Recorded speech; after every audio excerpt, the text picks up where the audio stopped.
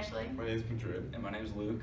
We're here to inform you that even though we all have different paths and come from different backgrounds and learning experiences, we all ended up in the same place here at Michigan State University. We want to show you how, no matter who you are, you can find your pathway to success in multiple different ways. We are going to share with you our personal stories from our childhoods. First, Luke will talk about his challenging upcoming. Luke, what was an event that taught you a lot? Over the summer, my friend offered me an opportunity to make some money with him. I really needed money at the time, so I accepted the job, not really knowing what had to be done. Later, I figured out that his aunt's neighbor needed landscaping done at his new house. Scott, who was my friend, said it should be a quick and easy job. He also said that we probably would only have to move a couple piles of dirt from one side of the guy's house to the other. I figured that this would be easy money, but I was completely wrong when we got there.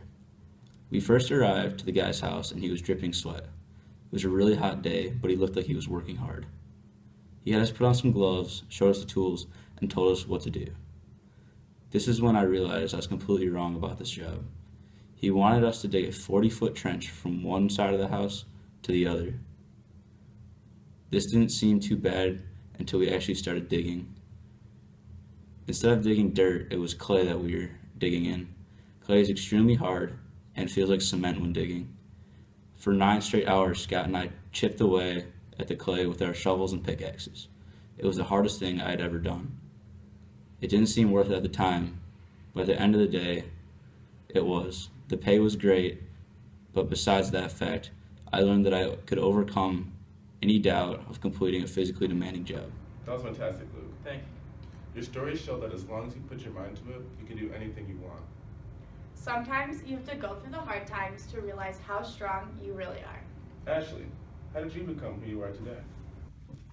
The journey from when I was young until now has shaped who I am and is still continuing to shape me today. When I was in middle school, I believed that my education was in the hands of my teachers, so I didn't try very hard. I was not a hard worker, I didn't pay attention, and I still got good grades. Then when I got to high school, it finally hit me that no matter what, I had to step it up. I needed to try, I needed to work hard, I needed to be dedicated in order to succeed and get here at Michigan State. The reason why I stepped it up is because of sports. Sports have taught me overall just to be a better person, and it taught me to have a good character. It really just defines who I am. The main things it taught me were it taught me dedication, it taught me to never rely on others and to always push myself. For everything, all the obstacles I went through in high school, like exams, the ACT, applying for colleges, I got through it all because I was prepared because of sports. Sports served as another classroom for me to go to and taught me a lot more like outside stuff to go with my character than inside the classroom, rather than just like learning about history and math and all of that kind of stuff. I believe sports can shape anyone into a new person because they really just help define who you are and help you figure out who you are. And since I was on pom, I did softball, I played basketball, I was a cheerleader. I had a whole bunch of different coaches and a whole bunch of different learning role models that taught me a lot and are the reason why I am here today. Your learning experiences show a lot about who you are. Ashley's story showed that you can be whoever you want to be as long as you work hard for it. Hard work beats talent when talent doesn't work hard. Madrid, who influenced your learning? Well, the story I have for you guys is one about my aunt. When I was younger, me and my sisters, we would go over to my aunt's house, and whenever we ate breakfast, lunch, or dinner, she would always critique us on how we did it. Like if we started smacking our food while eating, she'd tell us to stop doing that, chew with your mouth closed. She would teach us how to cut food using the right hands, holding your knife with your left hand and using your fork with your right hand. And whenever she used to do that to us, we always hated it. My sister and I, we hated going over there because we were always critiqued on whatever we did, and we felt like we were lesser people. But looking back on it now, being older, I actually gained a lot of experience doing that. Whenever I go out, I no longer I don't smack my food.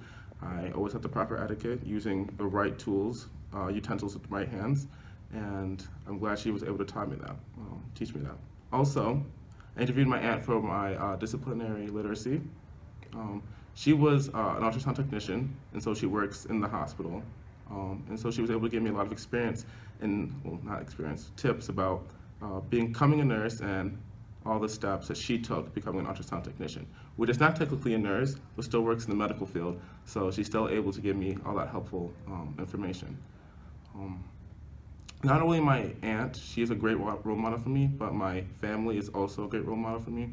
They gave me the motivation to do well in school and apply to MSU, and without them, I wouldn't be where I am today. Madrid's stories showed how family members are great role models. They teach us what's right and what's wrong. Role models set goals for you and try to make you as good as they are. They can change your life completely. Now that we shared all of our stories, you can obviously see that we have different paths and dramatically different learning experiences.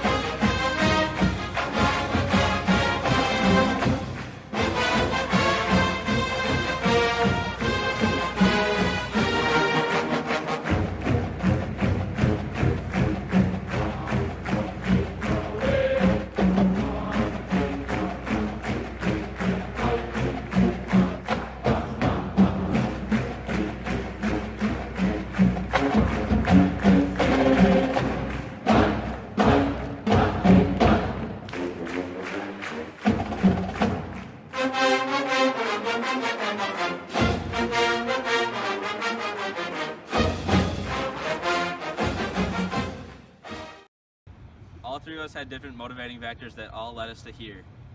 We had to get good grades, have great character, and have stellar extracurricular activities. We had to work harder than ever to end up where we are. And even though we all had different paths, we all eventually got to Michigan State. Go green, go white! Go State.